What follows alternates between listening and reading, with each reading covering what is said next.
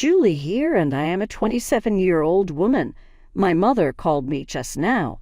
Almost 3 years had gone between our last conversation. My sister and her husband had just experienced something quite terrible, so she contacted to ask for my assistance. To put it another way, the man currently married to my sister was meant to be my spouse. Once upon a time, my 23-year sister, Kelly, I'll call her Kelly, met up with my 27-year fiancé, Jack. Jack and I had been together since college on the day of my engagement. After almost 3 years, he proposed to me. To surprise me even, he organized a party. I recall thinking on the evening of our engagement that I was on top of the world. Then about 2:00 p.m., I decided to venture into the backyard in search of improved phone coverage. I saw Jack and my sister at that point. It took them a few seconds to even see me standing there, totally startled. They were making out so fervently. Especially given almost 3 years of marriage, and on the evening of our engagement, nonetheless, I couldn't believe he would treat me this way. It was too late when they eventually noticed me. They hurriedly drew apart. I hurried to my car and drove the fastest I could for the closest motel.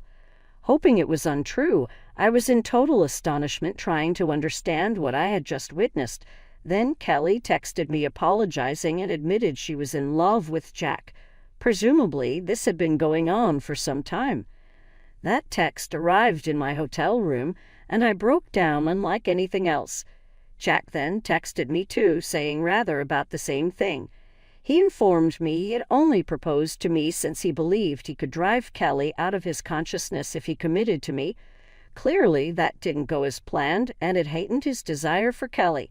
He remarked that was about them, not about me. They simply knew they were meant to be together. I was only Jack's stand-in to meet Kelly at last.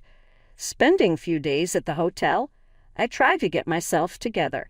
Still bewildered, I was attempting to persuade myself that this was only a nasty joke life was performing on me. I ultimately returned home about 5 days later since I had to pick my belongings and head back to work. I avoided being let go. My family had been living with Jack under one roof, waiting for me to get back when I arrived home. If only for the reason I left in the first place, it could have been touching. After I vanished, everyone had been attempting to text me and obtain a reply from me nonstop. I had not responded one single one of those messages. So when I finally came back, there was a lot of chaos. Everyone made sure to hug me and tell me how glad they were to see me. Even Kelly had the nerve to come up to me with tears in her eyes and give me a big hug when she saw me. I was too shocked to even react and just stood there silently while everyone crowded around me. Finally, when things calmed down, I cleared my throat and told them that I was only back to get my things and move out for good. Jack had been standing there quietly until that point, but when I said I was leaving, he announced that I didn't need to go because he had already packed his stuff and was moving in with Kelly. Now that everything was out in the open, my family, including my parents, my aunt, and my dad's youngest sister, who has lived with us since her husband passed away, all had big smiles on their faces. There was nothing to smile about, at least not from my perspective. Kelly stood next to Jack, looking at me sadly but still smiling. I couldn't take it anymore and asked my family what on earth they were smiling about, because as far as I could see, there was nothing to be happy about. I was upset because Kelly had just broken up my engagement and taken away my boyfriend of almost 3 years. There was nothing funny or sweet about it. My mother spoke up and told me that they couldn't change the past, but they could accept the future. They believed that the future had Kelly and Jack together, and even though the relationship started with cheating, they felt sorry about it but wanted me to understand that this was for the best. Kelly apologized for taking my boyfriend, saying she couldn't help falling in love with him. She wished she had told me earlier so I didn't have to find out this way, but she said they were deeply in love and wanted to spend their lives together. Then they kissed right in front of me, and my mother even wiped a tear from her eyes. I snapped and told them that this wasn't something to be sentimental about. What they were doing was disgusting. To my surprise, my family got annoyed with me and said I was being bratty. Instead of being happy for my sister, they thought I was making it all about myself and didn't approve of my behavior. I was shocked by their attitude and told them all to get out of my house. I couldn't understand how they were defending Kelly and Jack while making me look like the bad guy, acting like I was overreacting. My father stepped in and told me not to act like a child because things like this happen, and I should just accept it. He said I should be happy that my sister found her soulmate instead of being jealous. It felt like they were all acting crazy, and I couldn't deal with it anymore. So I said, "Screw it," went to my room, packed some of my things, and left again, without talking to them or listening to what they had to say. Even as they called my name and told me not to go, I didn't have anything left to say to them because it was clear that they cared more about Kelly and her happiness than about me or what was right and wrong. They were so focused on justifying what Kelly had done that they completely forgot that I had real feelings too. After that day, my family tried to contact me several times, but I never responded because I didn't think I owed them anything. A couple of weeks later, I even received an invitation to Kelly and Jack's wedding, which I obviously declined. All the friends that Jack and I had in common also declined the wedding invitation to support me, and even a few relatives who knew the truth stopped interacting with my family after they learned how I had been treated. It's been 3 years, and I've cut them out of my life completely. They occasionally try to get back in touch by wishing me well on my birthday or New Year, but I always ignore them. I never blocked any of them, though I did remove them from my friends list. Since I have a public account, they could still see what I was up to, which is what I wanted. I wanted them to see that I was living a great life and let them feel jealous. It was a bit petty, but it was the least I could do after how they treated me. Until recently, I had no idea what they had been up to in the last few years. About 5 days ago, my mother called me from a number I didn't recognize. When I answered and realized it was her, I tried to hang up, but she begged me desperately for a chance to talk. She sounded so upset that I agreed to listen for a couple of minutes because I couldn't ignore her completely. She told me that Kelly and Jack had started a business a couple of years ago, but it was failing badly. Their investors were backing out because the business wasn't making any profit. They borrowed more money, but even that didn't help, and now they were deep in debt. Loan sharks were after them, and they were being hounded by everyone from their employees to their investors and the people they had borrowed money from.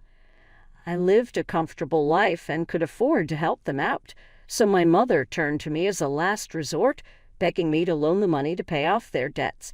She wasn't asking for a small amount either. She wanted almost $95,000 to help Kelly and Jack.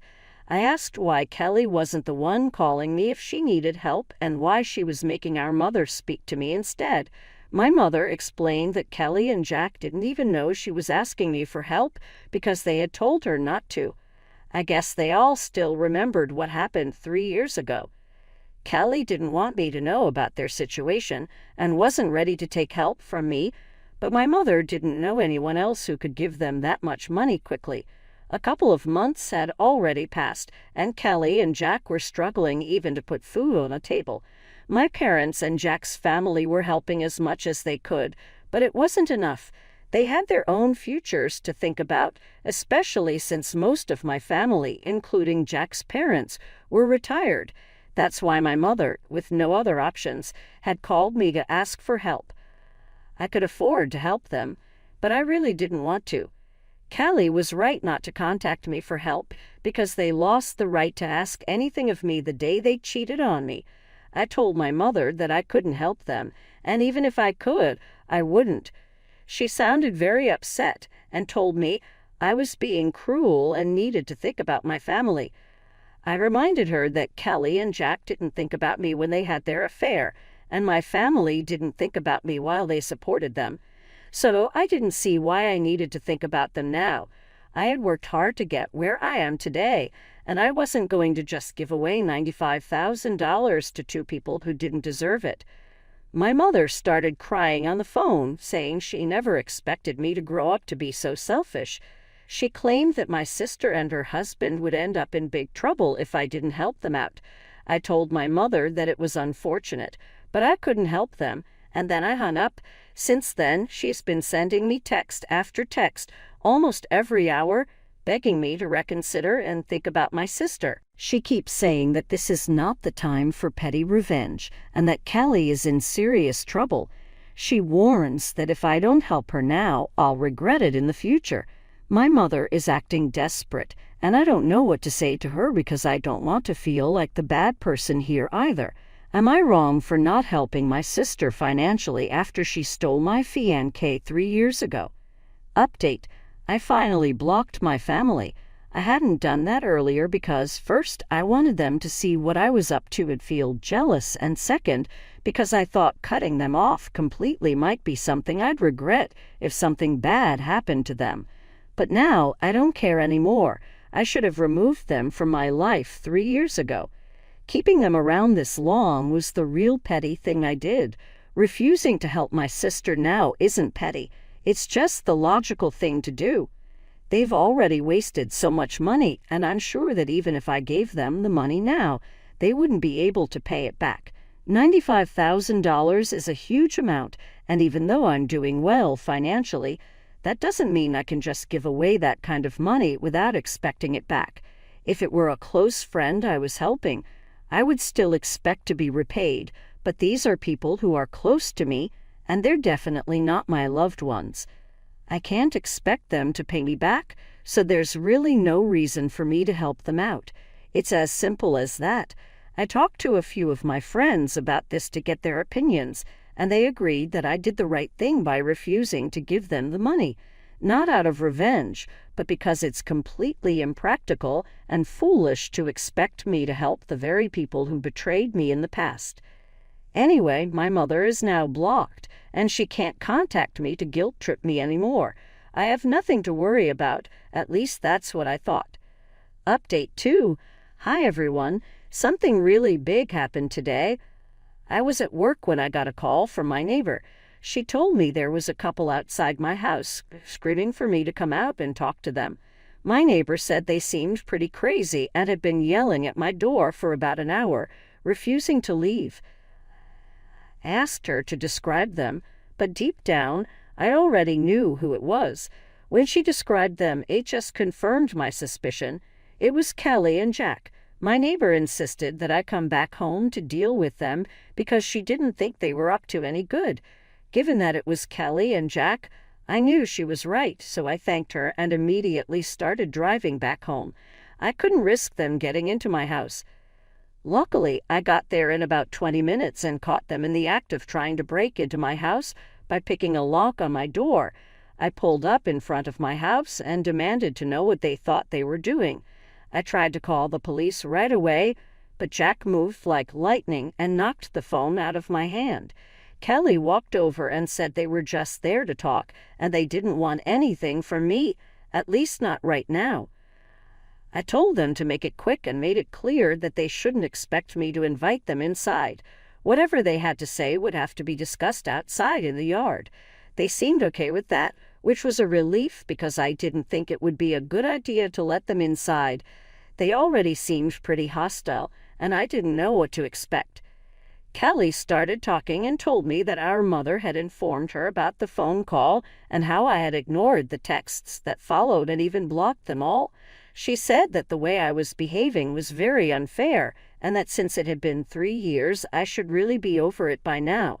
I was accused of being silly and dramatic just to get attention from my family. Kelly said she felt insulted because I refused to help them, and that's why she was there to talk to me. She mentioned that she had managed to arrange the money for now by selling their house and all their jewelry, but there was a strong chance she might need more in the future. She wanted to know that she could rely on me for help when that time came. I told her flat out that she couldn't and shouldn't count on me at all under any circumstances because I hated her and her husband with a passion. I was so angry that I warned her it was taking all my self-control not to hit her at that moment, so it would be best if they just left. Jack shockingly demanded that they wouldn't go anywhere until I signed a document promising to give them money in the future whenever they needed it. I couldn't believe what I was hearing. I knew that such a document wouldn't be legally valid if I was forced to sign it under pressure, and they had to be out of their minds if they thought they could manipulate me into something like that. I told both of them to get out, but Kelly pushed me and said that I had to help them because I owed it to them since we were family. She said I couldn't just run away from my responsibilities like this. I was stunned that she actually pushed me, and I was tempted to slap her, but I held back because I knew that getting violent would only make things worse. Instead, I decided to grab my phone, which had fallen to the ground when Jack knocked it out of my hand earlier, and I made a run for it. I quickly climbed into my car and drove off without even checking my rearview mirror. Luckily, I hadn't turned off the engine when I left the car, so it was still running, and I was able to get a head start on them. They didn't chase after me on foot, which was a relief, but they stayed at my house, which was unfortunate. Once I was at a safe distance, I decided to call the police and report what was happening. Arriving just before the cops arrived, I drove back to my house just in time. They showed up within roughly 25 minutes, and I reported everything that had happened. Kelly and Jack were taken away after police detained them. Although I knew the accusations were not that severe and they would most likely be off easy, it was still worth it since at least they were eliminated and I would not have to deal with them going forward. Few hours have gone by since then, and it is odd since I haven't heard from anyone in my family. By now, at least one of them would have tried to get in touch with me from another number, but they haven't. I suppose they may be either simply waiting for the ideal moment to get in touch later when things have somewhat settled down, or they could be over everything and won't try to get under my skin once more. Update 3. Hi, so my previous update was approximately a week ago.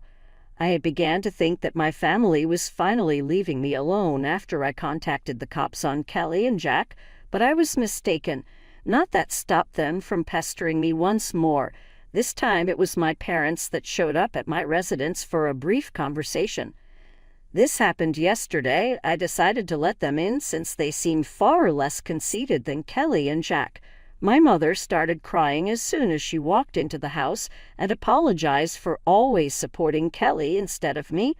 After Kelly and Jack were arrested for their behavior, including physically shoving me, my father said they couldn't see them the same way anymore. They had chosen to cut them off.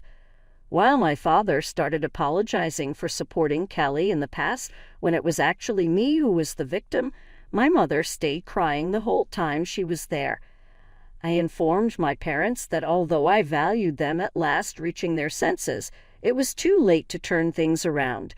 I didn't want to go back to putting my family before myself.